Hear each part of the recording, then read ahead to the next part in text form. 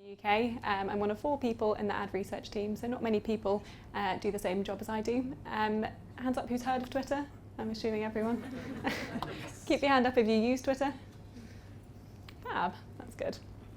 Okay, so my talk today is all about kind of research, what I do in my job, and it comes in 3 main stages.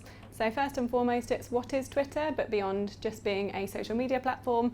Then we're going to talk about my favourite topic, me, and what I do. And then I'm going to take you through a piece of work that I worked on last year, which is all about the value of what's happening and how we kind of pitch Twitter to advertisers and brands. So just to start with what Twitter actually is, so everyone's aware that it's a social media platform, but we're actually also in the App Store as a news channel or a news app. Which is quite interesting, and that's come from just general consumer behaviour and people going to Twitter to find out what's happening, so it has just become much more a news source.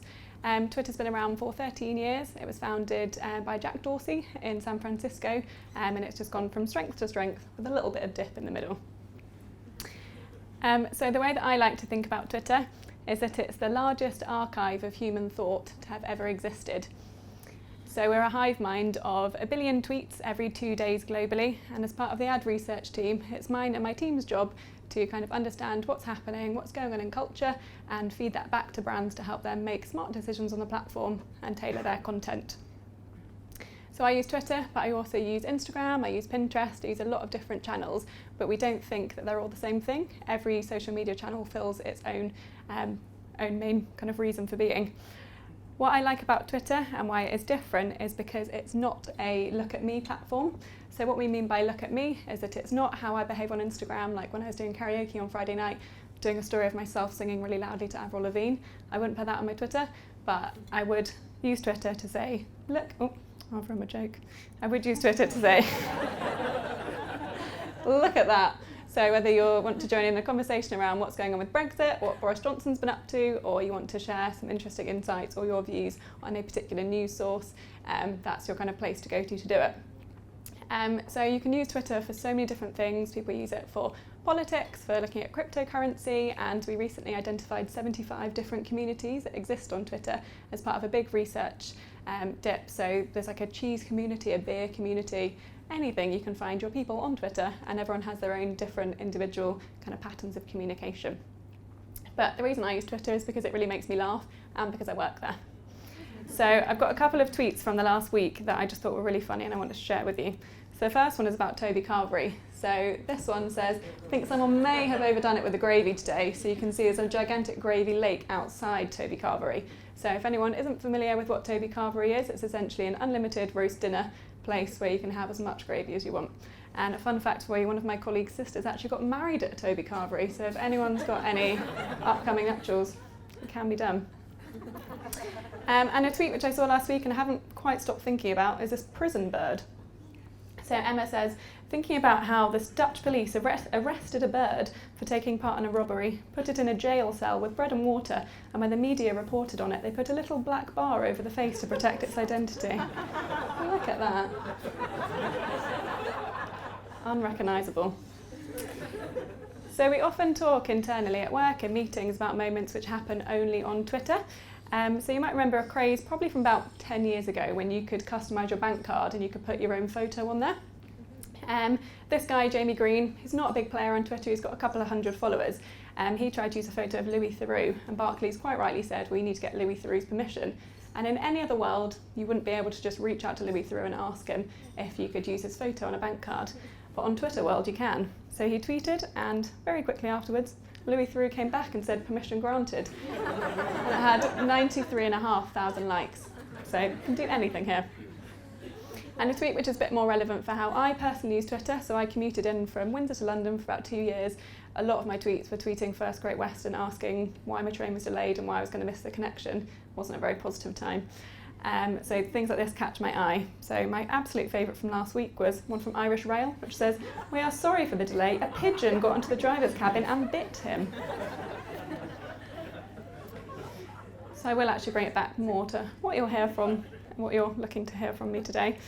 which is all about me. So my career journey, so I went to uni in Manchester, went to Manchester Metropolitan Uni, and I studied fashion marketing. I graduated from there and joined iProspect, which is a digital media agency, and I worked there as a media assistant on all the digital channels, so everything from PPC, SEO, display, social, and then I moved down as part of the Dentsu Aegis group, which has lots of different agencies in, to work at Cara in the social media insight team.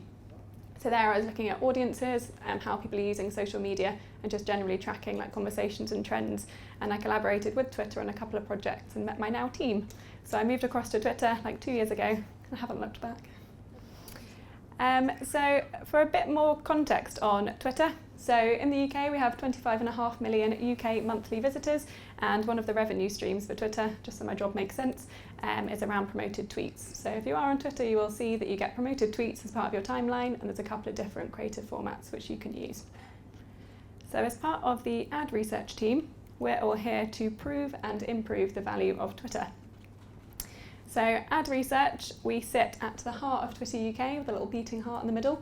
So we predominantly support the sales team, so we create decks and insights for them to be able to go out and effectively pitch to advertisers, but we also work on projects across all the other teams like comms and strategy and marketing.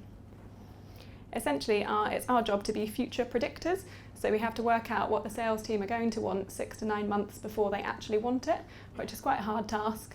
Which means most of the time we are being mind readers. So when our sales colleagues pop over to us and say, can you send me something on autos? We've actually got a fully fledged deck looking into the future of auto trends, what's going to be happening in the next year, exactly who their audience are, what sort of content they want to engage with. So my team is little, I've said, there's only 4 of us, and the way that we work is split into different verticals. And by verticals I mean like auto, gambling, beauty, all the different brands are kind of segmented into groups. So every time a brand has a challenge, they come to us and we go away and think about the best way to approach it. So we do quant qual and observational. We have a ton of data which we set on internally at Twitter, obviously all the public data. If it's private we can't see it, but because we're so small we have to work with a lot of third-party agencies and tools to help us navigate through it. So my job is mainly comprised of 3 parts. There is some thought leadership, audience insights, and ads measurement. So I'm just going to take you through what those parts are actually comprised of. So within ads measurement, this is fairly standard with the other social media channels. You can measure your campaigns in 3 different ways. So it's essentially assessing their effectiveness. So whether you want to have a control expose methodology and see whether someone's been exposed to one of your ads and then they now think more favourably of your brand, or you're higher up in their consideration. If you want to do offline sales impact, so has someone seen your tweet and then actually gone into Tesco and physically bought a product, we've done Humby, and then we can also slot our data into marketing mix models, so looking at the individual effectiveness of Twitter. But that's fairly standard, and that's not the reason why I like my job. Something that's really unique to Twitter is our Twitter Insiders community. So we have 6,000 people in the US and 6,000 people in the UK, and they're part of an online exclusive community panel. So they take part in different activities, so brands can essentially reach out to them and ask them questions before their campaign goes live. So if they want to test a creative concept or just make sure people are getting the right message from their campaign, it's something that we're able to offer them, which is really valuable. The more interesting bits of my job, so there's audience insights. We have that 13 years worth of tweet data, and through partners like Crimson Hexagon and Brandwatch, we can really easily visualise that data and get a true feel for how people are talking about things and what they feel. So an example of that is looking at the conversation around the environment in 2018. So it's a big conversation and we're actually able to size it up. So you might think, how have we taken that slide? Why is that useful to brands? So there's a couple of brands like Adidas partner with Parley for the ocean. So actually they went or organised charities to go around, comb the beaches for plastic bottles, which they then turned into trainers. So every pair of trainers had 10 recycled plastic bottles in. So they kind of intercepted them before they went into the ocean as a way of like fighting ocean pollution. And then Corona recently did a really good activation on Twitter all around World Ocean Day. One final example or like overview before I go into my project. One of the main things that we do, which is really interesting, is around thought leadership. So we're trying to think what's going to be happening in the next year or year and a half that brands and agencies are going to be interested in. So it's a couple of projects which I worked on this year. The first one is named Out of Office, and it's all around travel. So it's looking at the UK audience's behaviours, purchase habits, and how they actually make their holiday decisions. Autos is fairly standard, but we did a deep dive into electric cars and autonomous vehicles, and it was more coming from the angle of the audience perception. It turns out everyone's quite scared of electric cars or autonomous cars. Gambling. So gambling was legalised in a couple of states in the US last year, like sports betting. So we did a piece to look at perceptions of gambling in the UK and in the US to see if brands were actually wanting to internationalise, how should they approach it from a Twitter first angle. And then finally looking into beauty on Twitter to see whether there is actually a space for Twitter to play in that beauty conversation. And I'm pleased to say there is. So the main thing I want to share with you today is a piece of research I did last year, which is called The Value of Being What's Happening. So Twitter naturally, by its very being, is what's happening. People go to it to find out what's happening, and it's what you're asked when you actually go to write your tweet. So as soon as you press a little scroll, it comes up and it asks you what's happening. So we were going on and on about how Twitter was what's happening. It was a really amazing thing to align your brand with. But then the sales team and the brands kept coming to us and saying, well, what's the value of being what's happening? Why should my brand be trying to be what's happening? So we set out to try and answer it. But we couldn't do it on our own, so we partnered with a couple of different agencies. So we partnered with Protein, who are a culture agency. I don't know if anyone's ever worked with them before or heard of them, very cool. And Opinium, who are a quantitative agency. So to define what's happening and what's going on in culture, we created a culture council. So we took some thought leaders from across loads of different industries, so from finance, FMCG, CPG, across everything basically, just so we could talk to people who kind of have their finger on the pulse to understand what they think the big trends are. And then because we love a survey, we also created a survey which went out to 2,000 Twitter users and non-Twitter users, just to see how those trends actually translate into their everyday lives. So I think the cool thing about this piece of research is how it's actually Twitter agnostic, so it's just looking at culture as a whole and seeing how things are progressing. So I'm going to get a little bit researchy. What we actually did in 2 stages, we created 2 variables. So we wanted to set out to understand what does it actually mean to be seen as what's happening, and then we pulled together some brand metrics. And essentially the analysis was all about quantifying the relationship between the two. So if you're seen as more what's happening, does that have a positive impact on how people view your brand and your key brand metrics? And what we got back was a lot of statements. So through the culture councils, we ended up speaking to about 20 different people for in-depth interviews and focus groups. But there was a lot of stuff that came out that you have to do to be seen as what's happening. You have to be impartial, loyal, serious, up-to-date, leading the conversation. Just too much for any one brand to actually be able to activate alongside their normal content plans. So what we did was we did a factor analysis to actually work out which of those metrics were the 10 most important at laddering up into being seen as what's happening. And then we chose some brand drivers. So on the, I don't know what around this is, I want to say a left-hand side where it says being what's happening. They're the 10 most important factors leading up to being what's happening, and then you've got your positive brand drivers on the side, which were taken from the quant agency Opinions kind of brand metrics. So what we did is a regression analysis to look at the relationship between the 2 sets of metrics. And what we found was really interesting. So you'll see a list of 20 brands here, some who are on Twitter, some who aren't on Twitter. And it's essentially looking along the bottom axes of what's happening, and then on the y-axis about positive brand drivers.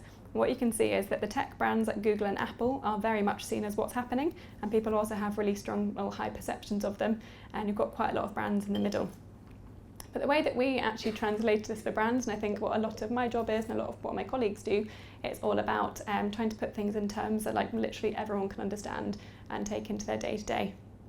So what we ultimately found is that if you have a 10% increase in being seen as what's happening, that results in an 8% increase in your positive brand drivers. So essentially, the more you're seen to be connected with culture, taking a stance and aligning yourself to that side of things, it just naturally has a halo effect on your brand.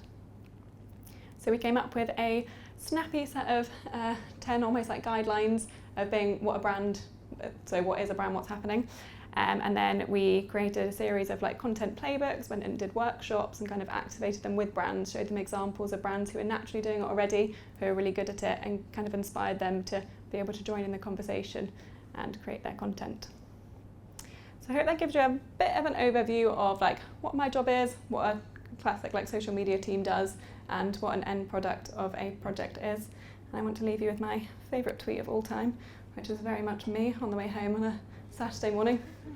And lots of glitter eyeshadow.